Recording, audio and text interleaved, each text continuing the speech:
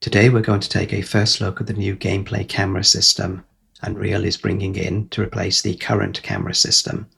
And it is designed to be more modular, therefore making it easier to create complex camera behaviors and transitions. So this is the basic third-person camera. So at the bottom left you can see the widget with the names of the camera, and it comes with the added benefit of being able to scroll in and out using the middle mouse button. But with a single press, I can go to a first-person camera. And this comes with post-process effects like vignette and film grain. With another press, I can end up with an over-the-shoulder camera. With another key press, I end up with a sort of crouch camera. If I press T, I end up with a target lock-on camera, so one that will follow this target actor. If I press 3, I've now got a top-down camera, which will follow from the top, and I can rotate the camera as well. It will come with added sort of features like this with occlusion effects. Then with a single key, I can transition back to a third-person camera. If I go through this area, I now end up with a side-scroller camera where the aspect ratios are constrained. If I carry on to this area here, I've now got a transition to a fixed camera, again with its own post-process and field of view settings. Then I return back to the side scroller, I press 1, I've got my third-person camera. I can transition to my first person from that. I can go back to my over-the-shoulder, to my crouch camera, to the target lock-on camera,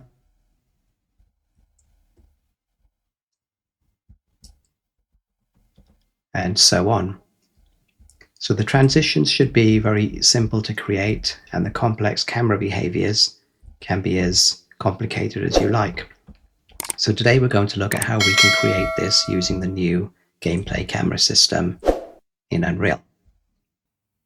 I've created a default third-person project, and I'm using Unreal 5.5.4. If you go to your plugins and enter gameplay camera, you'll end up with the gameplay cameras plugin to activate. Now this seems to be enabled by default in this current version, and it is marked as being experimental. I think the plan is for it to transition from experimental to beta to production ready between Unreal 5.6 to 5.8. But as you saw from the demonstration, it seems to work pretty well. And most of the core features have been set, though there will be some changes along the way. Unreal showcased this system in their latest gameplay animation sample project, so we can assume it is going ahead. And as you will see, it makes creating cameras with complex behaviors much simpler than it currently is. So it's definitely worth delving into and learning it.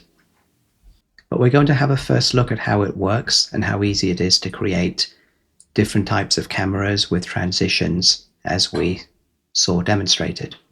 So if it's not enabled, do enable that first and restart it. If you go back to your content browser in the editor, right click, and now scroll down to gameplay. Under here you will have access to the assets used in the gameplay camera system. And essentially the way that it is set up is that a gameplay camera will have a camera asset. And that camera asset will contain camera rigs with their behaviors and transitions, and it will contain a camera director that will evaluate those rigs every frame. And you can create camera rig prefabs, have variable collections, and even have state trees driving the director. But the first thing you need to create is a camera asset. So if you click on that, you will now have the option to choose the camera type or the director type. The two common ones that are given are the blueprint camera director or the single camera director. The blueprint camera director is if you want to have multiple sort of camera rigs running, and if it's just a single camera, you might go for the single camera director. If you go down to all classes, you can then access the state tree camera director as well. What we'll do is we'll start off maybe creating a blueprint camera director as our director type, and then look at the other ones a bit later on. So if you click on that, we can now call this our camera asset. We'll say camera asset player, and then we can open it. So when you open it, you will end up with sort of this type of an editor showing. And at the top, you can choose the director, the different types of rigs, the transitions, node hierarchy, and returning to the home. And on the left here, you can create your camera rigs, and these are the nodes which are available. The first thing we need to do is, you notice it says that there is a no camera blueprint class is set.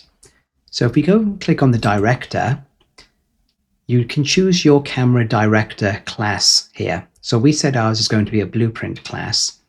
We can just click on the plus button here. We put it in our tutorial folder and just call this our camera director default. So camera director evaluator default. Click on that. That will then link the camera asset to this director evaluator class. And in this class, you will have access to override functions, where essentially this function runs every frame. If we go back to our camera asset itself, and now go back to the rigs. Back in the camera asset itself, we can see that there is a panel here called camera rigs, and you can add them, rename or delete them once you've created it. So you can click on that, and we could perhaps begin to create our first camera rig. Underneath, you can see that there is a toolbox, and these are the nodes which will then be available to us. So if I click on the camera rig and just rename that, let's create a third person rig. So now in the blueprint itself, we've got the node third person rig. There are details where you can change settings. You can also drag off from here, and much as you normally do, you can search for nodes like that, or you can drag them from your toolbox. So these are all the nodes that are currently available, and they all perform particular functions for you. So you could just drag one out like a sequence. From a sequence, you can then choose what the subsequent nodes would be. I mean, in a simple third-person setup, we normally have a camera boom with a follow camera. So if we just try to replicate a simple setup first, and then we can build on it. So from the sequence, we could say we want a boom arm. Drag that out, and then we can connect it. And once you connect it, it then creates a new node for another child that can be added to the sequence itself. And on the boom arm, you can choose a boom offset. So we could maybe say -500. And then there are other settings that you can experiment with. So this should create a very simple camera for us. But how do we now use this instead of what we are currently using, the camera and the follow camera? Well, the first thing we want to do is to delete this. So get rid of the camera boom and the follow camera. Then on the components, we can add, and we can search for gameplay camera. So this is the component that we now want. So that creates a gameplay camera component for us. And if we click on this, we can then go to the details, and we can choose our camera asset. So under camera, we can choose the camera asset player that we created. We can compile that. We can then decide whether we want it to be auto-activated. So we'll say yes, and we'll say for player 0. So this should then become the active camera. I compile that and save it. If we now just test this out and see where things stand, if I press play, well, we get a camera view, but obviously it's not what we expect. And the reason is we need to activate that camera rig in the director. So this is a director evaluator class that we created. This will run every frame, and as it says, it will determine what camera rig should be active every frame. So the easiest thing to do is we can just go across and say activate camera rig. And then we can drop down, we can choose the third person rig that we'd created. So this is linked to this camera asset that we created. Now if we play, we now essentially get our normal third person camera. And we can add rotation, look up and down, and so forth. But we can add some more settings to that player, to that camera. So we go back to our camera asset. If we notice here, so we've set the boom offset, so we can change this. There is also an input slot. So if we wanted to limit how much up and down the camera can move on the pitch, for instance, we could look across here, see what do we have access to. Well, there's an input axis binding. So we could drag that out, and that can go into an input slot. On the input axis binding, you can now bind to certain axis actions. So you could click on that, and we can say, let's bind to our IA look. That now means that we can now override how much it can be clamped in the X and Y. So I think the Y gives you that up and down. So we could say, let's restrict it. So -80 to 10, and we'll just revert the axis. Now if I go and play it this time, you can see I'm limited to how much I can go up and down. So I can go all the way up here, but it stops instead of going through the ground like it was previously.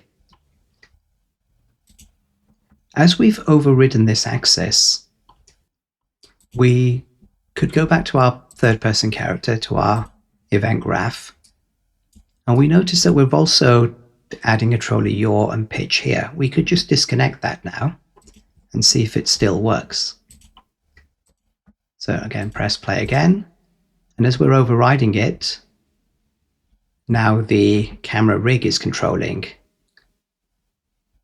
all the input that is going to the actual camera itself. So that's one thing we can do. We may also want to maybe look at other options. So maybe the field of view, we could click on that, drag it in, and leave that to say at 90 or change it. We can have a dampen position. So that will affect the dampening. Maybe the forward dampening we change to 5. We can also add an occlusion material. So if an object comes between our player and the camera, it can make it transparent or see-through. So we could drag that and connect it, click on the node, but now we need an occlusion transparency material. So we can create one of those, go to material, put that in tutorial, and say M camera occlusion, and save that, and then just open it. So this, I think, needs to be translucent, and it needs to have a color, so we can put a base color into it there. Maybe put that as white. And it needs an opacity, so we could right click and promote that to a parameter, and then maybe give it a default value of 0.2. So we can apply that, save it, go back to our asset, and now that should be set as our occlusion material. So if we build that, save it, go back and play. So again, our camera is working and we get this occlusion. Now there's one thing that you might, so when the camera is facing this way, everything is moving as you'd expect it when I press left and right and forward and back. If I rotate the camera, Now actually when I'm pressing forward, back, left or right, forward, it's all kind of moving in the wrong direction. So forward is actually moving to the left, left is moving backwards. And the reason for that comes down to, I think, if you go back to your third-person character, it's something to do with the issue with the control rotation. So the gameplay camera is not necessarily setting the control rotation correctly, and then things are going in the wrong direction. So there are different ways that you can solve this particular problem, but the easiest way is if you go to your project settings and then look for the gameplay, I think it should be under plugins, gameplay cameras. There is a setting here that says the auto spawn camera system actor sets the control rotation. So if you hover over that, it says whether or not it sets the control rotation on the player controller. And this is useful if the rigs are managing their own rotation, e.g. by specifying input slots instead of using the existing control rotation. So again, let's set that, go back, and now when I play, so forward is going forward, left is going left. If I turn the camera this way, left is going left, forward is going forward, right is going that way, and everything is actually moving as you would expect it based on the control rotation of the camera. So that's the easiest way of solving that problem with that project setting for the plugins. So that creates a very simple third-person camera, much like we would expect it. You can also create parameters or variables here. So if I drag off, I can create a camera rig parameter, which will call itself boom offset, and then you can try and set this in a blueprint. So the offset, for instance, allows you to how far back, or up or left, the camera will be positioned. So if we wanted to give the player the ability to zoom the camera in and out using the mouse wheel, we could do that by manipulating the boom offset value.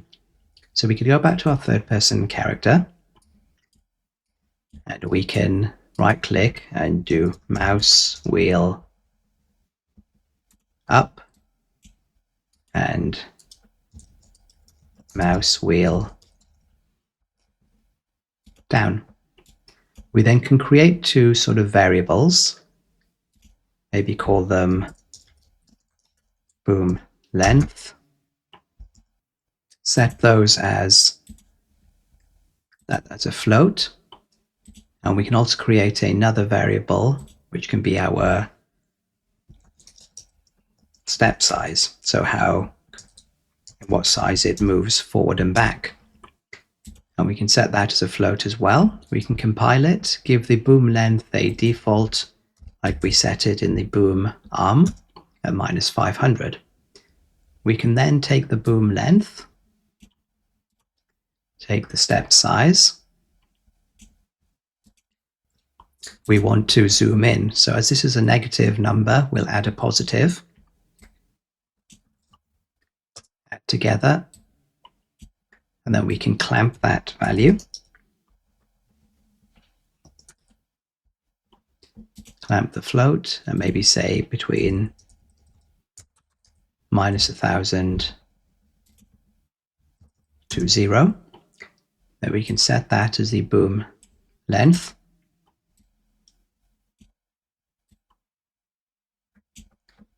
We can do the same with the mouse wheel down, but just the other way around. So I think boom length, we minus the step size. We should set the step size maybe at 25 here. And then we can just do another clamp.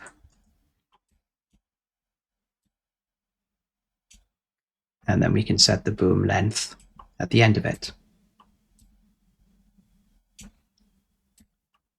So that will set it in the blueprints. We now need to pass that information over to our camera asset. And the way that we can do that is if we grab our gameplay camera component. From there, you can get hold of it's called the initial variable table.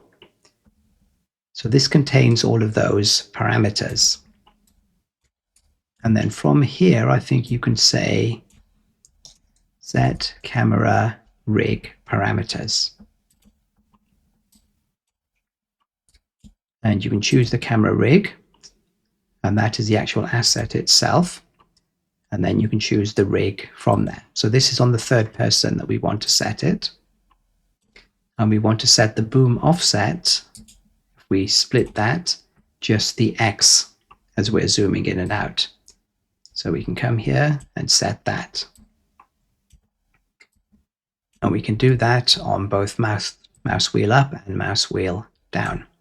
So that should hopefully allow us to zoom in and out with the middle mouse button. So if I go back and play, and now if I scroll the middle mouse button, I can zoom in and I can zoom out. And the rest of the camera works as you'd expect it. We should be getting our occlusion is working there.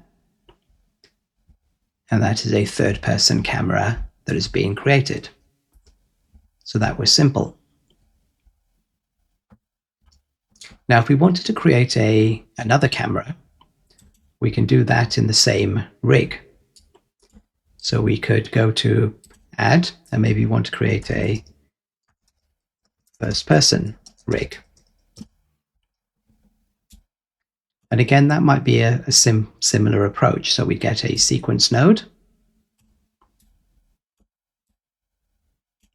This allows us to add multiple nodes. We can then choose what other nodes that we need next. So a first person and third person are very similar, just the location of the camera is different. So we could get another boom arm, connect that up there. We could then maybe change the offset at either 0 or maybe 30 and raise it up higher to 50. We could create another input slot because we do want to be able to move the camera up and down. Again, on the axis, we can bind to the IA look. We can clamp the values again. Say -80, 10, revert the Y axis. We could change the field of view on this camera. So maybe change it down to 35.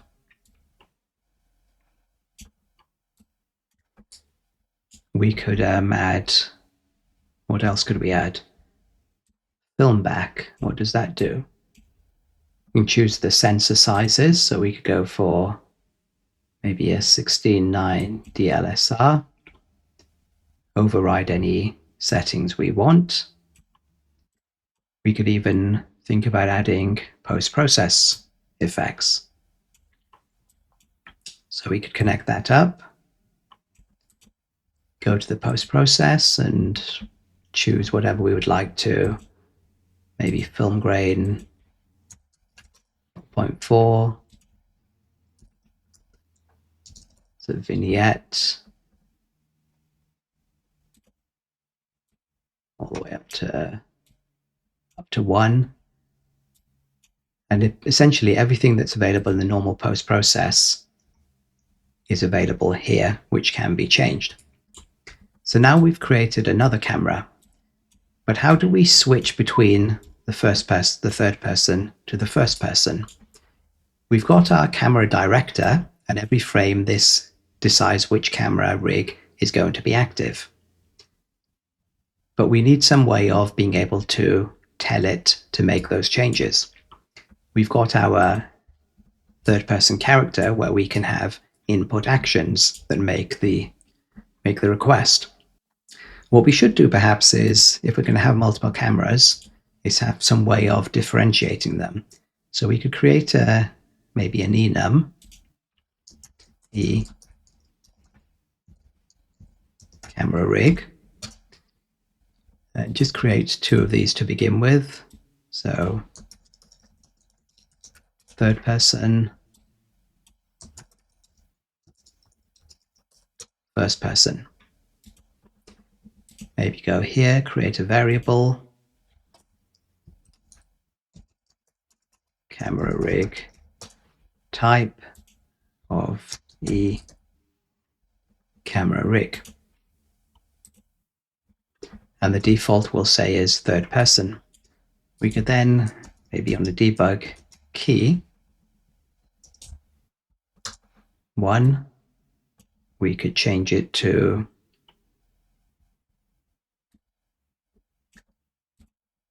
maybe make that our first person. And debug key 3, make that our third person. So this will change the variable here in the blueprint. We now need to get access to that in the director evaluator. So there is a node that is quite useful here, and it's called, I think, find evaluation context owner. So from here, you can either choose a generic class, or you can choose the actual class of your player character. It's probably best to choose a generic class and have interfaces, but for this example, we'll just choose our VP third person. So that will find the context owner, which should be our character here. From here, we can say get camera rig type, and then maybe switch on that. Hook that up. If it's the third person, we will activate the camera rig for the third person. And if it's the first person, we can just duplicate this node and choose the first person rig and compile. So if we go back to our editor and now play, we've got the third person by default. If I press 1, we now end up with our first person camera viewpoint with the narrowed field of view. I go back to 3, we go back to our third person, and so on. You'll notice though that there are not much of a transition taking place at all there, so it is just instant. So we can add transitions to it. And 2, sometimes where the camera is facing and where the second camera faces can be different. So we can also override in which direction the camera is facing when it makes the transition. To control the transitions, if we go back to our asset, our camera asset here, and these are the rigs. At the top, there are menu options for shared transitions and transitions. So if you go to the transition while we're on the first person rig, this will give you a default node here. And basically what you're controlling here is a transition when this rig exits. So when it went from the first person to the third person, we would control what type of transition took place. So if you drag across, exit transition, and from here you can drag across and choose a type of transition. So we could say smooth blend. And that blend, we can choose the blend type or the blend time duration. So that is a specific transition. There is also a shared transition. So instead of adding it to the third person, where we could do the exact same thing, if we had multiple cameras, but we wanted the exit transitions from one rig going to another rig to be the same, we could just click on the shared transitions and again just do the same thing, exit transition, and we'll choose smooth blend. So now we should get smooth transitions from one camera to the other. So if I press 1, we smoothly transition to the first person camera with the narrow field of view and the post-process effects. And then I press 3 and we transition back to the third person camera with the ability to zoom in and out with the middle mouse wheel. And again, we go back to the first person. The other thing to be aware of is if you go to the rigs again, go to home, is that you can change the initial orientation. So if you click on the rig itself, you can decide in which way the rig, when it becomes active, is oriented. So is it based on the previous yaw pitch, previous absolute target, or relative target? So experimenting with this to get the sort of effect that you're after. So we could say, whichever was the absolute target, go for that. And we could do the same here. So either that or previous yaw pitch seems to work for most camera rigs and the transitions. So again, it should hopefully be looking basically in the same direction.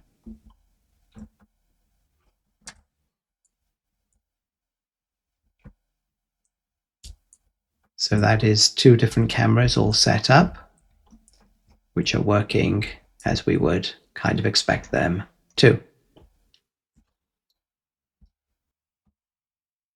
If you want your character's rotation to align better with the camera, you can obviously change these rotation settings in the director itself.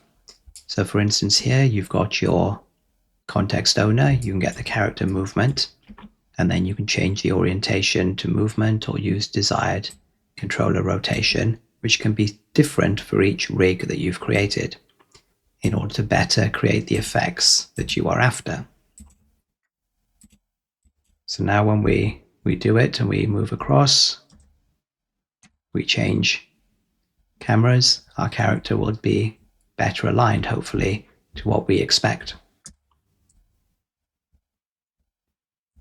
And we go to 1, and we go back to 3. So things seem better in that sense. The other things that you can do, if we go back here in the transitions, for instance, is that there are options for gameplay tags that have to match in order for the transition to happen. So I think that goes into conditions. And you can set those here, previous tag query, next tag query, so that can determine whether a transition takes place or not. And you set the actual gameplay tag that you're checking on, I think, on the rig itself. So if you click on the rig, you can choose a gameplay tag for that particular rig, and then in the transition, it will be one of the conditions that are checked. You can also check whether something is a camera rig in the assets rigs, and there are lots of other small little options here that you can experiment with, and some of them might change over time, but they can be useful for complex behavior. The other thing to be aware about are camera rig prefabs. So if you go back to one of our cameras, you might want to create an identical third-person rig, but maybe just have a different field of view or different settings on it. But the basis might be exactly the same. So you can create camera rig prefabs. So if you go back to your content browser, right-click, back to gameplay, there is a camera rig prefab. So I could just call that prefab third person. I can open that, and again, you end up with the exact same looking blueprint. So we could just copy all this and paste it here.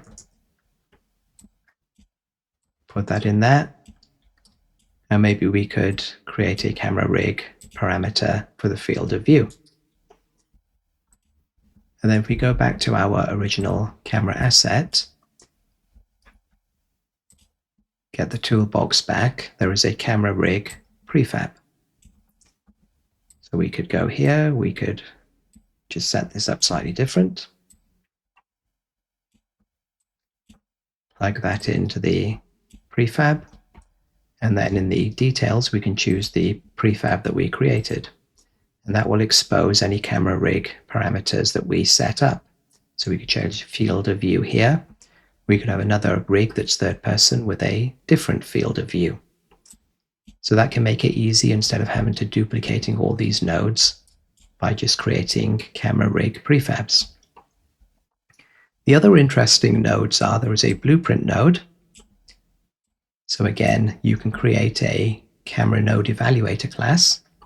So if I click on that, let's go to tutorial and use the default name.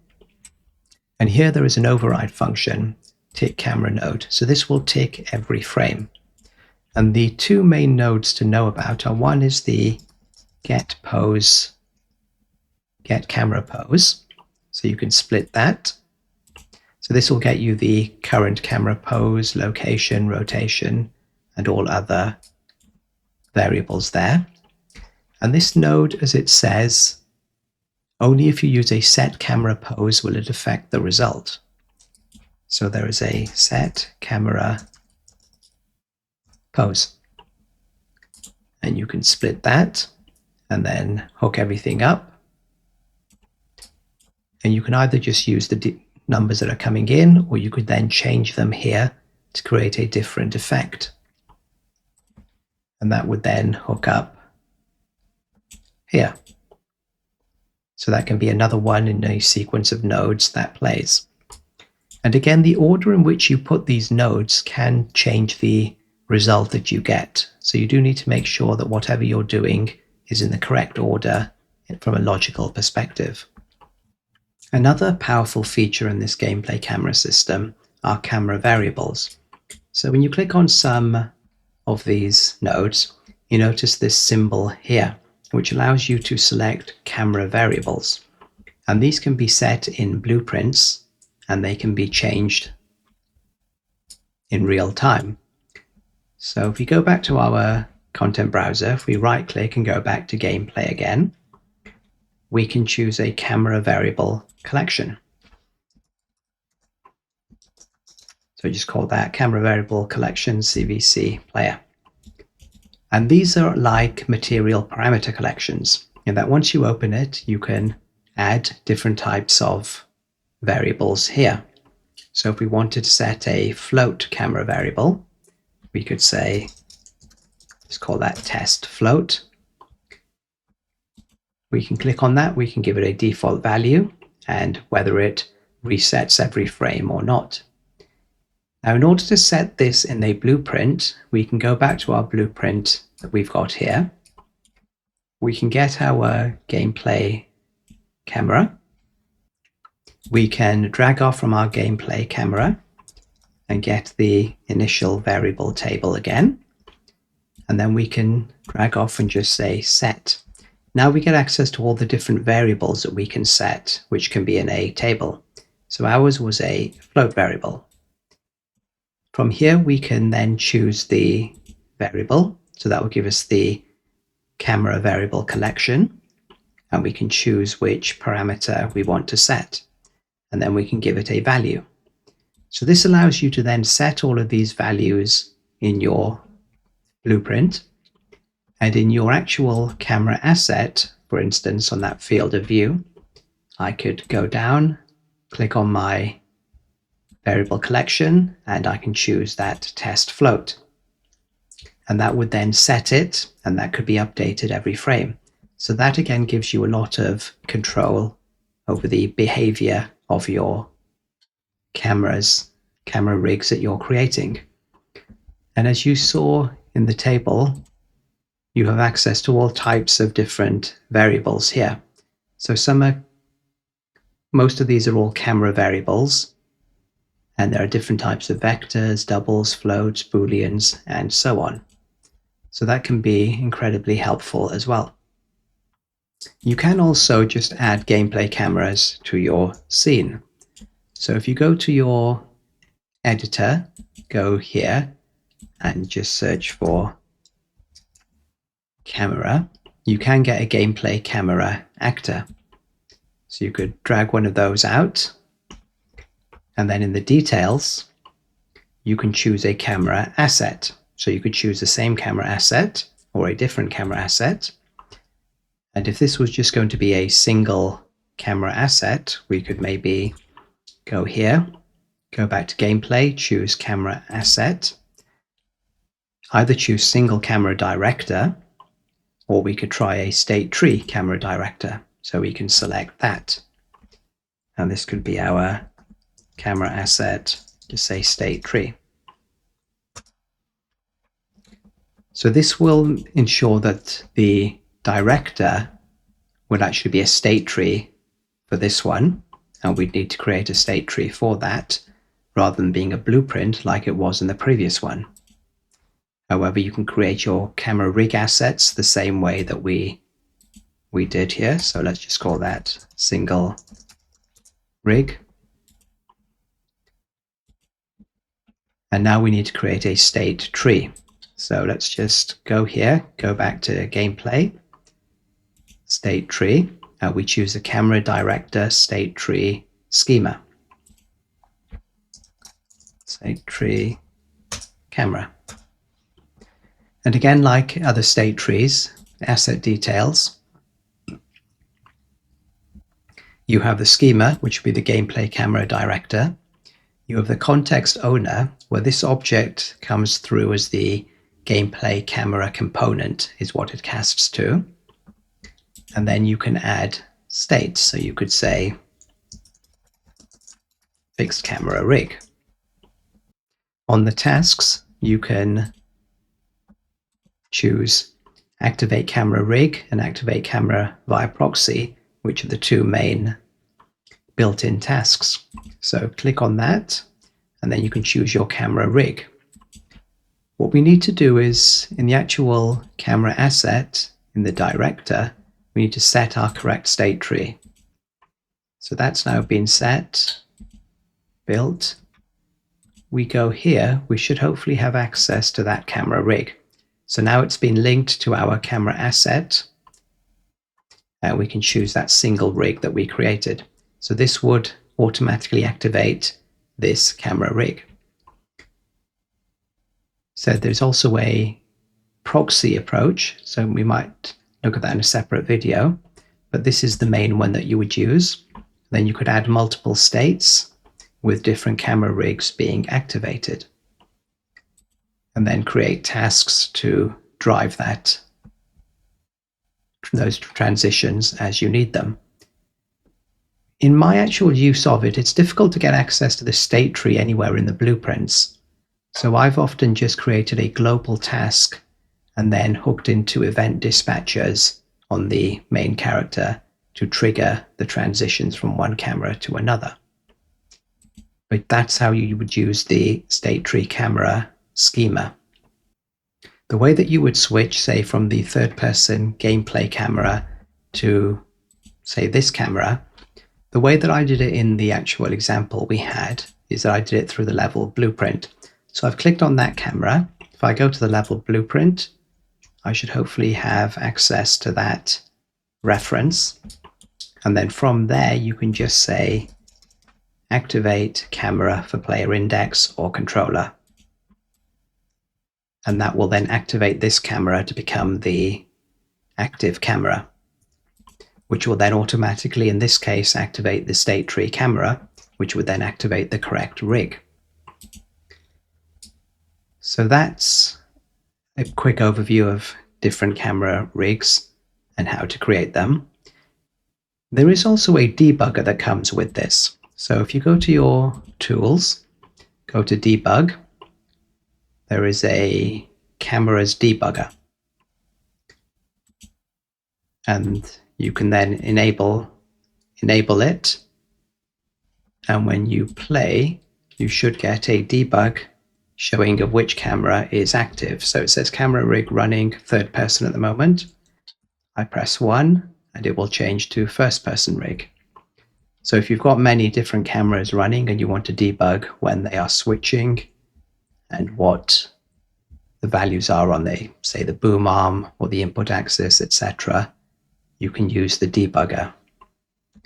And that comes with lots of different options here as well to look into. So again, that's already available in the current version. So I think we've looked at most of what's available under this gameplay options: camera assets, rig prefabs, the variable collection, the state tree. The proxy is, again, it's a way of having different camera assets without hard referencing them, but we might look at that in a separate video. In the example that I showed originally, this was my main camera asset for the player. So this was the first person, as we saw. Then I had a crouch cam, which was using a prefab, changing the field of view. There was a look at closest target. So I was using this panning framing node that's available, and that allows you to frame things in a zone and then define what the target location is going to be. So in this case, I was choosing an enemy character and setting it with a camera variable collection in the blueprint. And this can be quite powerful. Then there was an over-the-shoulder camera, which is just using the offset node. So again, you can have a fixed offset with a boom arm. There is the third person camera, and this one was using a collision push node for it. So this allows you to replicate what happens with a normal character when it collides with something. Choose safe positions, whether to enable collision or not, and that can be set with camera variables, and have interpolators when it strikes a wall or another object. There's the top-down camera. So again, this was using the boom arm, dampen positions and occlusion materials.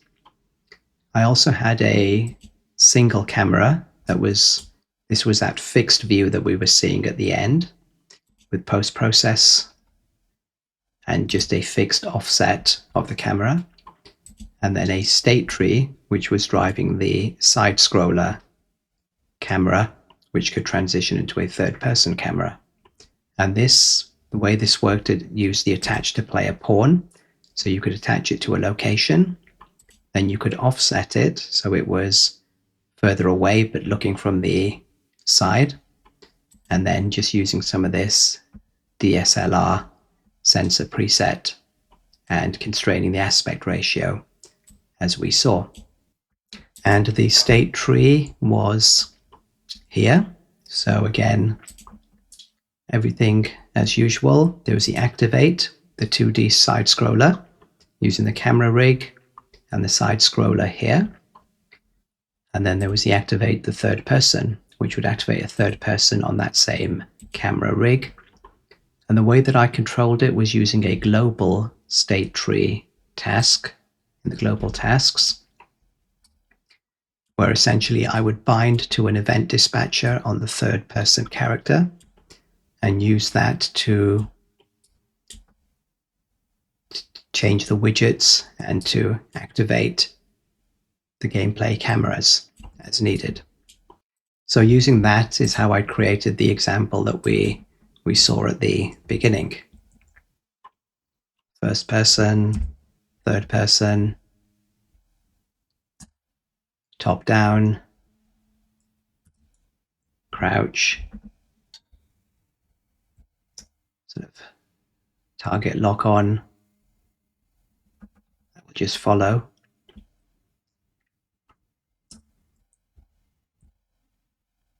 And the sort of 2D with the side scroller approach. That was using the state tree. And then this was using the single camera director for the fixed camera. And all of these would be transitioning. So these were transitioning based on trigger boxes, which were in the level blueprint. So a trigger box I put on the level would then activate the camera actor as required. So I hope that explains how you can start using this new gameplay camera system. It is experimental, but they have used it in the gameplay animation sample project. So it does work pretty well. And though there will be changes, I suspect the core features will remain the same. And it's definitely a lot easier to create more complex camera behaviors. So I hope that helps.